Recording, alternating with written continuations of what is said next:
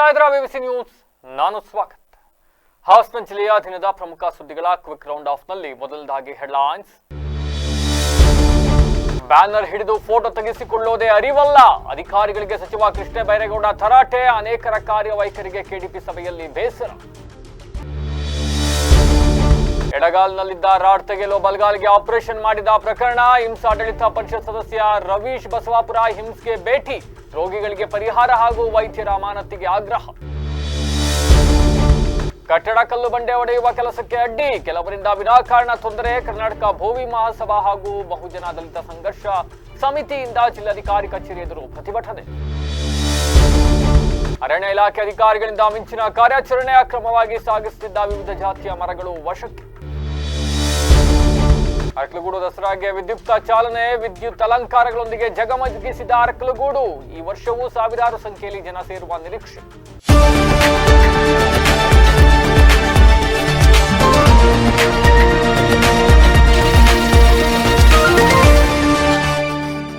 ವಾರ್ತೆಗಳ ವಿವರ.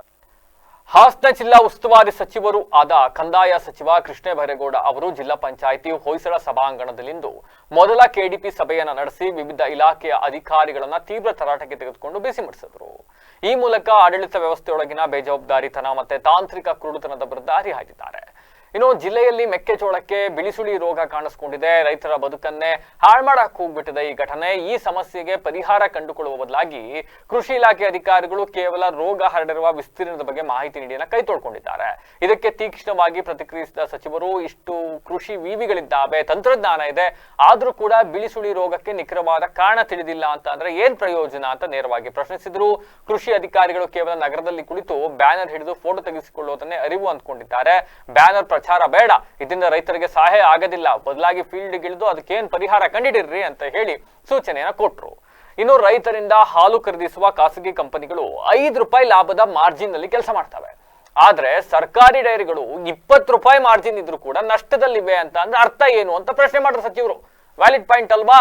ನಿಮ್ಮಿಂದ ಆಗ್ತಾ ಇರ್ತಕ್ಕಂಥ ನಷ್ಟ ರೈತರಿಗೆ ಹೊರೆ ಆಗ್ತಾ ಇದೆ ಅಂತ ಹೇಳಿ ಪಶುಸಂಗೋಪನಾ ಇಲಾಖೆ ಅಧಿಕಾರಿಗಳನ್ನ ತರಾಟೆಗೆ ತೆಗೆದುಕೊಂಡ್ರು. ಈಗ ಡೈರಿಗಳು ನಷ್ಟದಲ್ಲಿದ್ದಾವೆ ಅಂತ ಹೇಳ್ತೀರಿ, ಖಾಸಗಿ ಕಂಪ್ನಿಗಳು ಕೇವಲ ₹5 ಲಾಭ ಇಟ್ಕೊಂಡು ಮಾರ್ಜಿನಲ್ ಕೆಲಸ ಮಾಡ್ತಾವೆ. ₹20 ಮಾರ್ಜಿನ್ ಇದ್ರು ಕೂಡ ನಿಮಗೆ ಯಾಕೆ ನಷ್ಟ ಆಗ್ತಾ ಇದೆ ಅಂತ ಪ್ರಶ್ನೆ ಮಾಡಿದ್ದಾರೆ. ಸಹಜವಾಗಿ ಎಲ್ರಿಗೂ ಕೂಡ ಗೊತ್ತಿರ್ತಕ್ಕಂಥದ್ದು ಖಾಸಗಿ ಕಂಪ್ನಿಯವ್ರು ಮಾಡುವ ಕಾರ್ಯವೈಖರಿ ಹೆಂಗಿದೆ, ನಮ್ಮವ್ರು ಮಾಡೋ ಅಧಿಕಾರಿಗಳ ಕಾರ್ಯವೈಖರಿ ಹೆಂಗಿದೆ ಅಂತ ನಮಗೆ ಗೊತ್ತಲ್ಲ. ಖಾಸಗಿಯವರಿಗಿಂತ 5 ಪಟ್ಟು ಹೆಚ್ಚು ಸಿಬ್ಬಂದಿ ಇದ್ರು ಕೂಡ ಡೈರಿ ಹಾಲು ಮಾರ್ಕೆಟಿಂಗ್ ಮಾಡೋಕೆ ಏನ್ ಸಮಸ್ಯೆ? ನಿಮ್ಮ ಕೈಯನ್ನ ಯಾರಾದ್ರೂ ಕಟ್ಟಾಕಿದ್ದಾರಾ? ಅಸಲಿಗೆ ಸರ್ಕಾರದ ಸಬ್ಸಿಡಿ ಕೊಡ್ತಾ ಇರೋದು ರೈತರಿಗಲ್ಲ, ನಿಮ್ಮ ಖರ್ಚು ವೆಚ್ಚಗಳಿಗೆ ಅಂತ ಗುಡುಗಿದ್ದಾರೆ. ಅವರು ಕೂಡ ಎಕ್ಸ್ಪಾನ್ಷನ್ ಮಾಡಲೇಬೇಕು, ಅವರು ಕೂಡ ಪ್ರಾಸೆಸಿಂಗ್ ಅಲ್ಲಿ ಇನ್ವೆಸ್ಟ್ ಮಾಡಲೇಬೇಕು. ಅವರು ಪ್ರತಿಯೊಂದು ಪೈಸಾನು ಅವರು ಪ್ರೈವೇಟ್ ರೇಟ್ ಅಲ್ಲಿ ತಗೋಬೇಕು. ನಿಮ್ಗೆ ನಾವು ಅಟ್ಲೀಸ್ಟ್ ಒಂದು MPCS ಮಾಡಬೇಕಾದ್ರೆ ಗೌರ್ಮೆಂಟ್ ಜಮೀನು ಕೊಡ್ತೀವಿ, ಡೈರಿ ಮಾಡಬೇಕಾದ್ರೆ ಗೌರ್ಮೆಂಟ್ ಜಮೀನು ಕೊಡ್ತೀವಿ. ನಿಮ್ಗೆ ಬೇರೆ ಬೇರೆ ಇನ್ವೆಸ್ಟ್ಮೆಂಟ್ಗೆ ಪರೋಕ್ಷವಾಗಿ ಗೌರ್ಮೆಂಟ್ ನಿಮ್ಗೆ ಪರವಾಗಿ ನಿಲ್ಲುತ್ತೆ, ಕನ್ಸೆಷನ್ ರೇಟ್ ಅಲ್ಲಿ ಸಿಗುತ್ತೆ. ಎಲ್ಲ ಆಗಿ ಪ್ರೈವೇಟ್ ಅವರು ₹5-6 ನಾವು ರೈತರಿಂದ ₹5-6 ಸೇರಿಸಿ ಪ್ರೈವೇಟ್ ಅಲ್ಲಿ ಮಾರಾಟ ಮಾಡ್ತಾರೆ. ನಮ್ಗೆ ₹20 ಆದ್ರೂ ಕೂಡ ನಾವು ಮಾರಾಟ ಮಾಡಕ್ಕೆ ಇಲ್ಲಿ ಅದು ಇದು ಇನ್ನು ನಮ್ಗೆ 4 ಲಕ್ಷ 5 ಲಕ್ಷ ಲೀಟರ್ ಮಾರಾಟನೇ ಮಾಡಕ್ಕಾಗಲ್ಲ ಅಂತ ಹೇಳಿದ್ರೆ ಯಾರ ಕಲ್ಯಾಣ ಇದೆ ಅಂತ? ರೈತರ ಕಲ್ಯಾಣಕ್ಕಾಗಿ ನಿಮ್ಮ ಮಂಡಳಿಗಳ ಕಲ್ಯಾಣಕ್ಕಾಗಿ ಮಾಹಿತಿಯನ್ನು ತರಿಸ್ಕೊಳ್ಳಿ ಸರ್. ಆಮೇಲೆ ಎಕ್ಸಾಮಿನ್ ಮಾಡಿ ಏನ್ ಪ್ರಶ್ನೆ ಇದು ಸಿಂಪಲ್ ಕ್ವಶನ್. ಪ್ರೈವೇಟ್ ಡೈರಿನವರು ₹5 ಡಿಫರೆನ್ಸ್ ಕೊಡ್ತಾರೆ ಅಷ್ಟೇ ಮಾರ್ಜಿನ್. ನೀವು ಇಷ್ಟೆಲ್ಲ ಗೌರ್ಮೆಂಟ್ ಸಪೋರ್ಟ್ ಸಿಕ್ಕಿನೂ ಕೂಡ, ಇಷ್ಟೆಲ್ಲ with all this government support, not only government of Karnataka, ನಿಮ್ಗೆ NDDB ಸಪೋರ್ಟ್ ಇದೆ, ನಬಾರ್ಡ್ ಸಪೋರ್ಟ್ ಇದೆ, ಕನ್ಸೆಷನಲ್ ಲೋನ್ಸ್ ಇದೆ, ಎಲ್ಲ ಸಿಕ್ಕಿನೂ ಕೂಡ ₹20 ಮಾರ್ಜಿನ್ ಇಟ್ಕೊಳ್ತೀರಾ ಅಂತ ಹೇಳಿದ್ರೆ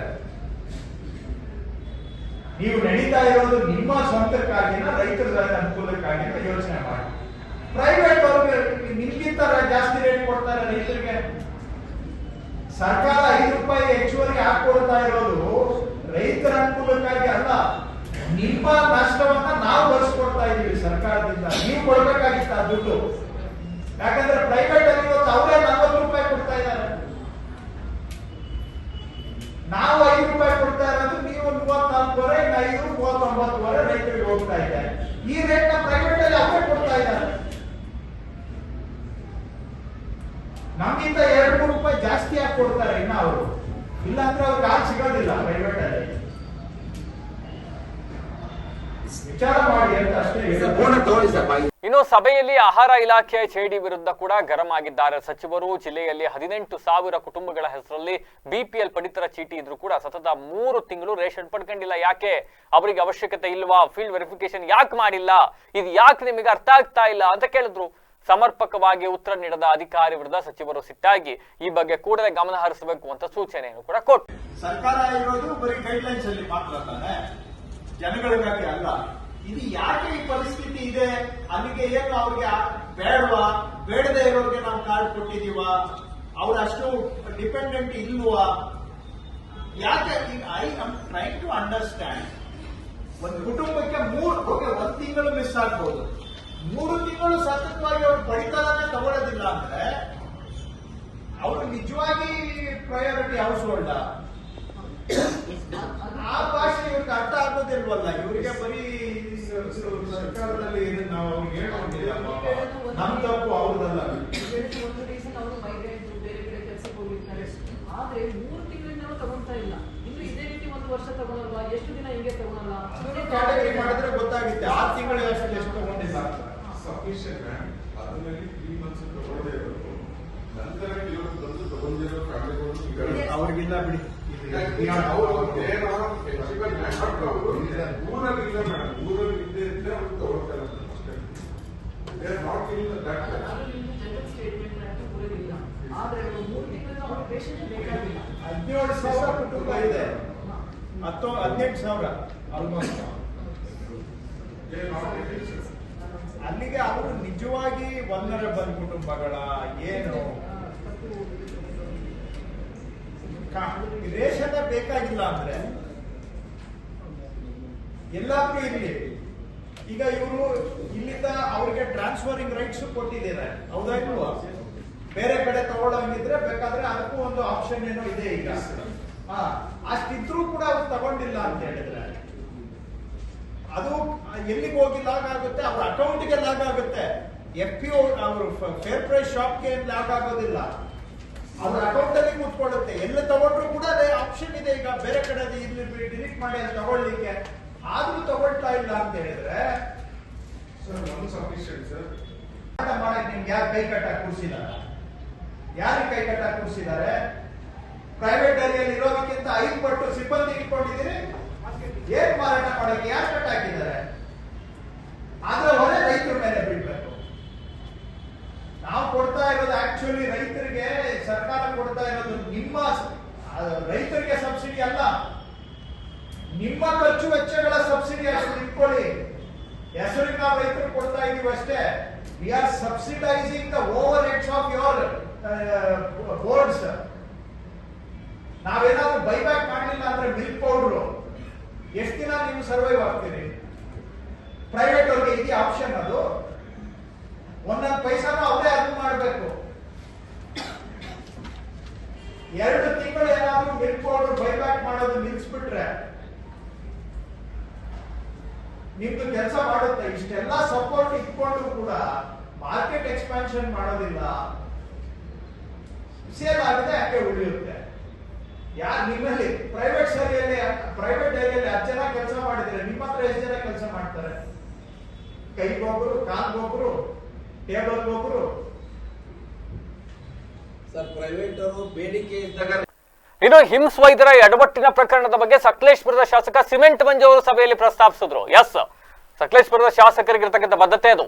ಈ ವೇಳೆ ವೈದ್ಯರ ಬಗ್ಗೆ ಸಮಜಾಯಿಷಿ ನೀಡಲು HIMS medical superintendent doctor Raghavendra ಯತ್ನಿಸಲೇಬೇಕಲ್ಲ, ಇದು ವೈದ್ಯರ ಬೇಜವಾಬ್ದಾರಿ ಎಂದು ಸಚಿವರು ಹೇಳಿದ್ರು. ಆದ್ರೂ ಕೂಡ ಬಲಗಾಲಲ್ಲೇನೋ ಬೊಬ್ಬೆ ಇದ್ದಿದ್ರಿಂದ ಮೊದಲು ಆಪರೇಷನ್ ಮಾಡಿದ್ದಾರೆ, ಆಮೇಲೆ ಎಡಗಾಲಿನ ಆಪರೇಷನ್ ಮಾಡಿಬಿಟ್ಟಿದ್ದಾರೆ ಅಂತೆಲ್ಲ ಸಮಜಾಯಿಷಿ ಕೊಡಕ್ ಹೋದ್ರು. ಈ ಬಗ್ಗೆ ಕೂಡಲೇ ತನಿಖೆ ನಡೆಸ್ಬಿಟ್ಟು ನನಗೆ ರಿಪೋರ್ಟ್ ಕೊಡಿ ಅಂತ ಹೇಳಿದ್ದಾರೆ. ಇನ್ನು ಅವ್ರ ಕುಟುಂಬ ಬಡತನದಲ್ಲಿದೆ, ಹಾಗಾಗಿ ಅವರಿಗೆ ಪರಿಹಾರ ಕೊಡಬೇಕು ಅಂತ ಹೇಳಿ ಸಿಮೆಂಟ್ ಮಂಜು ಅವರು ಕೂಡ ಒತ್ತಾಯಿಸಿದ್ದಾರೆ. ಹಾಸನದ ಶಾಸಕರಿಗೆ ಇರಬೇಕಾದಂತ ಬದ್ಧತೆಯನ್ನ ಸಕಲೇಶ್ಪುರದ ಶಾಸಕರು ತೋರಿದ್ದಾರೆ. ಯಾಕೆಂದ್ರೆ ಹಾಸನದ ಹಿಮ್ಸ್ ಹಾಸ್ಪಿಟಲ್ ಅಲ್ಲಿ ಅಡ್ಮಿಟ್ ಆಗಿರ್ತಕ್ಕಂಥ ಒಬ್ಬ ರೋಗಿಯ ಬಗ್ಗೆ ಸ್ಥಳೀಯ ಶಾಸಕರು ಧ್ವನಿ ಎತ್ತಬೇಕಾಗಿತ್ತು.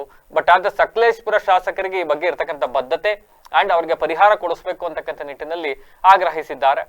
Good initiative. ಅವರು ಬಹಳ ವಿಚಾರದಲ್ಲಿ ಈ ತರ ಸಿಮೆಂಟ್ ಮಂಜು ಅವರು ತಮ್ಮ ಪ್ರಬುದ್ಧತೆಯನ್ನ ಮೆರಿತಾ ಇರ್ತಾರೆ. ಈ ವಿಚಾರದಲ್ಲಿ ಕೂಡ ಅದನ್ನ ಮೆರೆದಿದ್ದಾರೆ.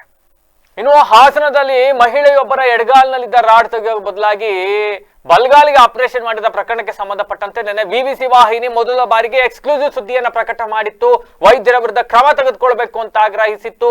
ಈ ಬೆನ್ನಲ್ಲೇ ಹಿಮ್ಸ್ ಆಡಳಿತ ಪರಿಷತ್ ಸದಸ್ಯ ರವೀಶ್ ಬಸವಾಪುರ ಅವರು ಇಂದು ಆಸ್ಪತ್ರೆಗೆ ಭೇಟಿಯನ್ನ ನೀಡಿ ರೋಗಿಗಳಿಗೆ ಧೈರ್ಯವನ್ನ ತುಂಬುವ ಮೂಲಕ ಕೂಡಲೇ ವೈದ್ಯರನ್ನ ಅಮಾನತುಗೊಳಿಸಬೇಕು ಹಾಗೂ ರೋಗಿಗಳಿಗೆ ಪರಿಹಾರ ಕೊಡಬೇಕು ಅಂತ ಹೇಳಿ ಸರ್ಕಾರಕ್ಕೆ ಮನವಿಯನ್ನ ಮಾಡಿದ್ದಾರೆ. ಈ ಕುರಿತು ಮಾತನಾಡಿದ ಅವರು, ಹಾಸನದ ಜಿಲ್ಲಾಸ್ಪತ್ರೆಯು ರಾಜ್ಯದಲ್ಲಿ ಒಂದು ಪ್ರತಿಷ್ಠಿತ ಸಂಸ್ಥೆಯಾಗಿದೆ. ಆಸ್ಪತ್ರೆಗೆ ನಿತ್ಯ ಸಾವಿರಾರು ಜನ ಚಿಕಿತ್ಸೆಗಾಗಿ ಇಲ್ಲಿ ಬರ್ತಾ ಇರ್ತಾರೆ. ಇಂತಹ ಸಮಯದಲ್ಲಿ ಜ್ಯೋತಿ ಎಂಬ 28 ವರ್ಷದ ಮಹಿಳೆ ಎಡಗಾಲಿಗೆ ಶಸ್ತ್ರಚಿಕಿತ್ಸೆ ಮಾಡುವ ಬದಲಾಗಿ ವೈದ್ಯರು ನಿರ್ಲಕ್ಷ್ಯದಿಂದಾಗಿ ಬಲಗಾಲಿಗೆ ಶಸ್ತ್ರಚಿಕಿತ್ಸೆಯನ್ನ ಮಾಡಿರ್ತಕ್ಕಂಥದ್ದು ಕಂಡು ಬರ್ತಾ ಇದೆ. ಹಿಮ್ಸ್ ಆಸ್ಪತ್ರೆಯಲ್ಲಿ ಉನ್ನತ ಹಾಗೂ ನುರಿತ ವೈದ್ಯರಿದ್ದು ಒಳ್ಳೆಯ ಚಿಕಿತ್ಸೆ ನೀಡ್ತಾ ಇದ್ದಾರೆ.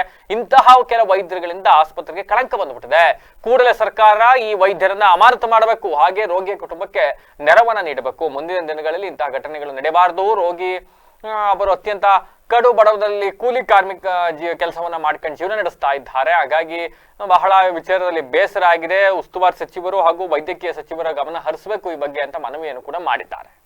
ಬಲಗಾಲಿ ಕೂಡ ಅದು ಸರ್ಜರಿ ಮಾಡಿ ಇವರು ಎಡವಟ್ಟು ಮಾಡಿದ್ದಾರೆ. ಇವರು ಡಾಕ್ಟರ್ ಬೇಜವಾಬ್ದಾರಿ ತಂದಿಂದ ಈ ಎಡವಟ್ಟು ಮಾಡಿದ್ದಾರೆ. ಕೂಡಲೇ ನಮ್ಮ ರಾಜ್ಯ ಸರ್ಕಾರ ಮತ್ತು ವೈದ್ಯಕೀಯ ಶಿಕ್ಷಣ ಸಚಿವರು ಕೂಡಲೇ ಆ ಡಾಕ್ಟರ್ನ ಕೂಡಲೇ ಅಮಾನತು ಮಾಡಬೇಕು.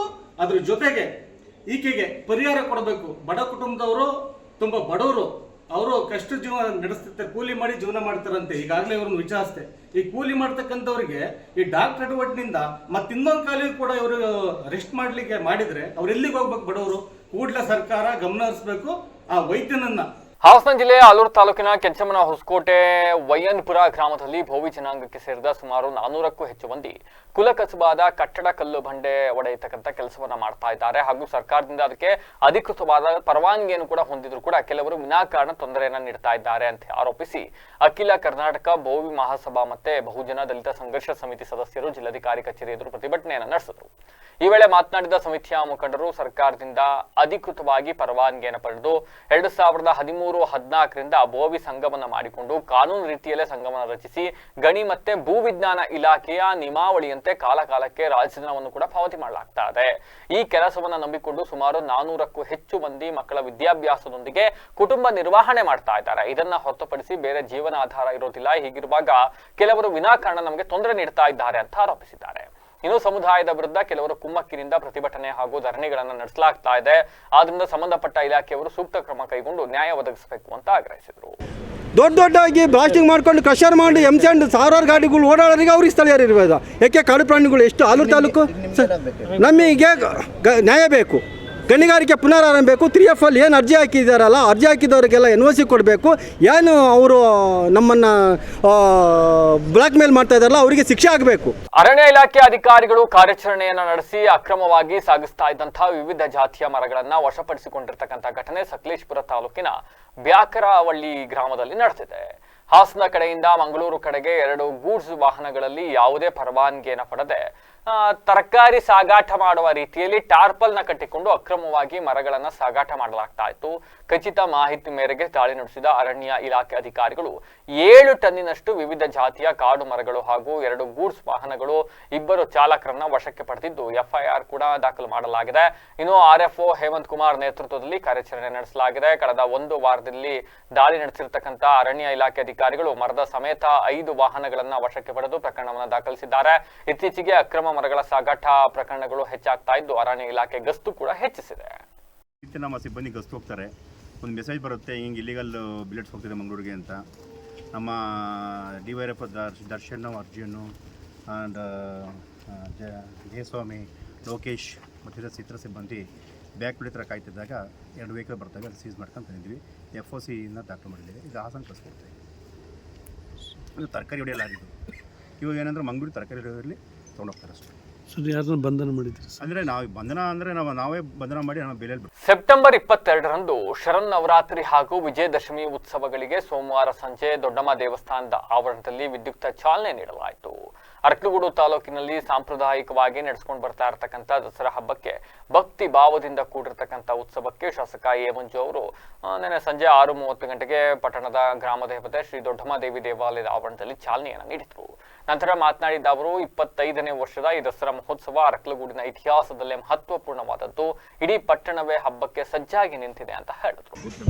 ಯಶಸ್ವಿಯಾಗಿ 2ನೇ ತಾರೀಕು ದಸರಾ ಚೆನ್ನಾಗಿ ಆಚರಣೆ ಮಾಡೋಣ. ನೀವು ಇವತ್ತಿನಿಂದ ನಿಮ್ಮಲ್ಲಿ ಸಂಪರ್ಕ ಇರ್ತಕ್ಕಂಥ ಪ್ರತಿಯೊಬ್ಬರಿಗೆ ಮೆಸೇಜ್ ಮಾಡೋದು ಮುಖಾಂತರ ಅರಕಲಗೂಡು ದಸರಾಕ್ಕೆ ಆಹ್ವಾನ ಮಾಡಬೇಕು ಅಂತ ಹೇಳಿ ನಾನು ಸರ್ವರಿಗೂ ಕೂಡ ಮುಖಾಂತರ ಪ್ರಾರ್ಥನೆ ಮಾಡಿಕೊಂಡು ಈಗ ನಾನು ಗೆಸ್ಟಿನ ಒಬ್ಬರು ಫಿಕ್ಸ್ ಮಾಡಬೇಕಾಗಿರೋದ್ರಿಂದ ತಮ್ಮ ಬುದ್ಧಿಯವರ ಅಪ್ಪಣೆಯನ್ನು ಪಡ್ಕೊಂಡು ದೊಡ್ಡ ಮಠದ ಶ್ರೀ ಮಲ್ಲಿಕಾರ್ಜುನ ಸ್ವಾಮೀಜಿ ಆಶೀರ್ವಚನವನ್ನ ನೀಡುತ್ತಾ ಮಾತನಾಡಿ 18 ಕೋಮಿನ ದೇವತೆಗಳನ್ನ ಒಂದೇ ಸಾಲಿನಲ್ಲಿ ನೋಡಲು ಸುಂದರವಾಗಿರುತ್ತದೆ. ಇಂತಹ ಒಂದು ಅವಕಾಶ ಇರತಕ್ಕಂಥದ್ದು ಅರಕಲಗೂಡಿನಲ್ಲಿ ಮಾತ್ರ. ಈ ದಸರಾ ಹಬ್ಬದ ಉತ್ಸವದಲ್ಲಿ ತಪ್ಪದೇ ಎಲ್ಲರೂ ಕೂಡ ಭಾಗವಹಿಸಿ ಉತ್ಸವಕ್ಕೆ ಹೆಚ್ಚಿನ ಮೆರಗವನ್ನು ನೀಡಬೇಕು ಅಂತ ಕೇಳ್ಕೊಂಡ್ರು. ಇನ್ನು ಅರಕಲಗೂಡು ದಸರಾಕ್ಕೆ ತನ್ನದೇ ಆದಂತಹ ಇತಿಹಾಸ ಇದ್ದು ಸೆಪ್ಟೆಂಬರ್ 22ರಿಂದ 9 ದಿನದವರೆಗೆ ನವರಾತ್ರಿ ಉತ್ಸವ ವಿವಿಧ ಧಾರ್ಮಿಕ ಸಾಂಸ್ಕೃತಿಕ ಕಾರ್ಯಕ್ರಮಗಳೊಂದಿಗೆ ನಡೆಯುತ್ತೆ. ವಿಜಯದಶಮಿಯಂದು ವಿಜಯದಶಮಿ ಮಹೋತ್ಸವ ದೇವಾಲಯಗಳಲ್ಲಿ ವಿಶೇಷ ಪೂಜೆ ಹಾಗೂ ವಿಶೇಷ ಹೂವು ಹಾಗೂ ವಿದ್ಯುತ್ ಅಲಂಕಾರಗಳೊಂದಿಗೆ ಜರುಗಲಿದೆ. ಇನ್ನು ವಿಜಯದಶಮಿಯಂದು ಸಂಜೆ ಬಹುತೇಕ ಎಲ್ಲಾ ದೇವಾಲಯಗಳಿಂದ ವಿದ್ಯುತ್ ಅಲಂಕೃತಗೊಂಡಂತಹ ಉತ್ಸವಗಳು ಪಟ್ಟಣದ ಪ್ರಮುಖ ಬೀದಿಗಳಲ್ಲಿ ಸಂಚರಿಸಿ ಬನ್ನಿ ಮಂಟಪಕ್ಕೆ ತೆರಳಿ ಬನ್ನಿ ಮರಕ್ಕೆ ಪೂಜೆಯನ್ನು ಸಲ್ಲಿಸಿ ನಂತರ ಅಲ್ಲಿ ಕದಳಿ ಛೇದನವನ್ನ ಮಾಡಲಾಗ್ತದೆ. ಇದೇ ವೇಳೆ ಮೆರವಣಿಗೆಯಲ್ಲಿ ವಿವಿಧ ಕಲಾ ತಂಡಗಳ ಪ್ರದರ್ಶನ, ರಸಮಂಜರಿ, ವೇದಿಕೆ ಕಾರ್ಯಕ್ರಮಗಳು ಜರುಗುತ್ತೆ.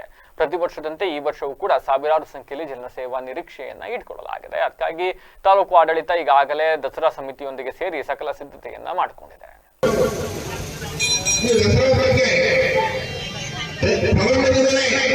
ಒಂದು ವಿಶೇಷವಾದಂತಹ ಆಸಕ್ತಿ ವಹಿಸಿ ಈ ಧಾರ್ಮಿಕವಾದಂತಹ ಈ ದಸರಾದಲ್ಲಿ ಎಲ್ಲರೂ ಸಂಘಟನೆಯಲ್ಲಿ ಬೇಕಾದಂತಹ ವ್ಯವಸ್ಥೆಯನ್ನು ಮಾಡುವುದರ ಮೂಲಕವಾಗಿ ಬಹಳಷ್ಟು ಜವಾಬ್ದಾರಿಯಿಂದ ಈ ದಸರಾ ನಡೆಸ್ತಾ ಇದ್ದಾರೆ. ಭಗವಂತ ಆರೋಗ್ಯವನ್ನು ಆಯುಷ್ಯ ಮತ್ತು ಆರೋಗ್ಯವನ್ನು ಕೊಡಿ ಅಂತ ನಾವು ಪ್ರಾರ್ಥನೆಯನ್ನು ಮಾಡ್ತಾ ಇದ್ದೇನೆ. ಪಟ್ಟಣ ಪಂಚಾಯತಿ ಈಗ ಮತ್ತೊಮ್ಮೆ ಹೆಡ್ಲೈನ್ಸ್. ಬ್ಯಾನರ್ ಹಿಡಿದು ಫೋಟೋ ತೆಗೆಸಿಕೊಳ್ಳುವುದೇ ಅರಿವಲ್ಲ, ಅಧಿಕಾರಿಗಳಿಗೆ ಸಚಿವ ಕೃಷ್ಣ ಬೈರೇಗೌಡ ತರಾಟೆ. ಅನೇಕರ ಕಾರ್ಯವೈಖರಿಗೆ ಕೆಡಿಪಿ ಸಭೆಯಲ್ಲಿ ಬೇಸರ. ಎಡಗಾಲ್ನಲ್ಲಿದ್ದ ರಾಡ್ ತೆಗೆಯಲು ಬಲಗಾಲ್ಗೆ ಆಪರೇಷನ್ ಮಾಡಿದ ಪ್ರಕರಣ ಹಿಂಸಾಡಳಿತ ಪರಿಷತ್ ಸದಸ್ಯ ರವೀಶ್ ಬಸವಾಪುರ ಹಿಂಸ್ಗೆ ಭೇಟಿ. ರೋಗಿಗಳಿಗೆ ಪರಿಹಾರ ಹಾಗೂ ವೈದ್ಯರ ಅಮಾನತಿಗೆ ಆಗ್ರಹ. ಕಟ್ಟಡ ಕಲ್ಲು ಬಂಡೆ ಒಡೆಯುವ ಕೆಲಸಕ್ಕೆ ಅಡ್ಡಿ, ಕೆಲವರಿಂದ ವಿನಾಕಾರಣ ತೊಂದರೆ. ಕರ್ನಾಟಕ ಭೋವಿ ಮಹಾಸಭಾ ಹಾಗೂ ಬಹುಜನ ದಲಿತ ಸಂಘರ್ಷ ಸಮಿತಿಯಿಂದ ಜಿಲ್ಲಾಧಿಕಾರಿ ಕಚೇರಿ ಎದುರು ಪ್ರತಿಭಟನೆ. ಅರಣ್ಯ ಇಲಾಖೆ ಅಧಿಕಾರಿಗಳಿಂದ ಮಿಂಚಿನ ಕಾರ್ಯಾಚರಣೆ, ಅಕ್ರಮವಾಗಿ ಸಾಗಿಸುತ್ತಿದ್ದ ವಿವಿಧ ಜಾತಿಯ ಮರಗಳು ವಶಕ್ಕೆ. ಅರಕಲಗೂಡು ದಸರಾಗೆ ವಿದ್ಯುಕ್ತ ಚಾಲನೆ, ವಿದ್ಯುತ್ ಅಲಂಕಾರಗಳೊಂದಿಗೆ ಜಗಮಗಿಸಿದ ಅರಕಲಗೂಡು. ಈ ವರ್ಷವೂ ಸಾವಿರಾರು ಸಂಖ್ಯೆಯಲ್ಲಿ ಜನ ಸೇರುವ ನಿರೀಕ್ಷೆ. ಇದಾಗಿತ್ತು ಹೊತ್ತಿನ ವಿಶೇಷ. ನಿರಂತರ ಸುದ್ದಿಗಾಗಿ ನೋಡ್ತಾ ಇರಿ BBC ಟಿವಿ, ಸತ್ಯದ ಕಡೆ ನಮ್ಮ ನಡೆ.